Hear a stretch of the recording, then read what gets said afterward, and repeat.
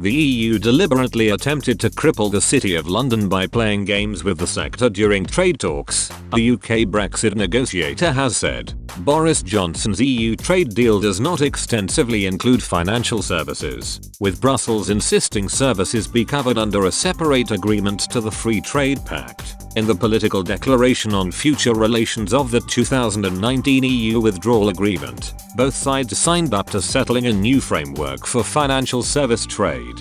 The new model would have seen both sides granting access to firms to operate in each other's territories based on so-called equivalence, the determination both sides have similar rules and regulations. However, the UK is still waiting for such status, with one member Britain's negotiating team accusing Brussels of toying with the sector in talks. A UK official told, "It became clear in June or July they were just going to ignore the equivalence process. They wanted to kick the city around a bit."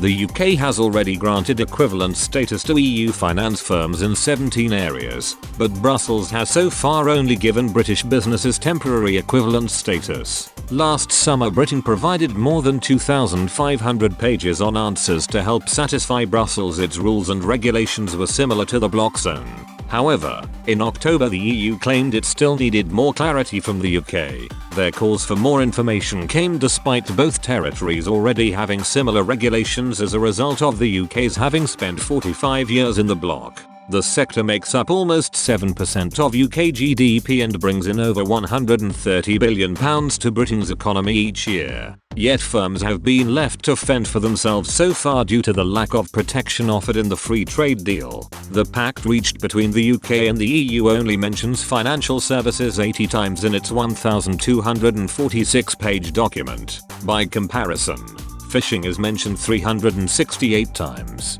Prime Minister Boris Johnson has himself conceded his disappointment the EU trade deal did not give more certainty for financial services, saying it does not go as far as we would like. The UK's Economic Secretary John Glenn is currently leading negotiations with Brussels to secure a Memorandum of Understanding by March. The document issued will outline how London and Brussels expect to cooperate on future regulation to ensure firms continue to work across borders. However, equivalence is not directly linked to the memorandum and it remains uncertain when, or if, the EU will grant such rights to British firms. Chancellor Rishi Sunak has been quick to shrug off fears the lack of equivalence could lead to firms relocating to remain inside the single market. He believes leaving the EU is a chance to replicate the success of the 1980s when Margaret Thatcher's deregulation agenda helped financial services prosper. The Chancellor said, "If you look at the history of the city stretching even further back than that, it has always constantly innovated,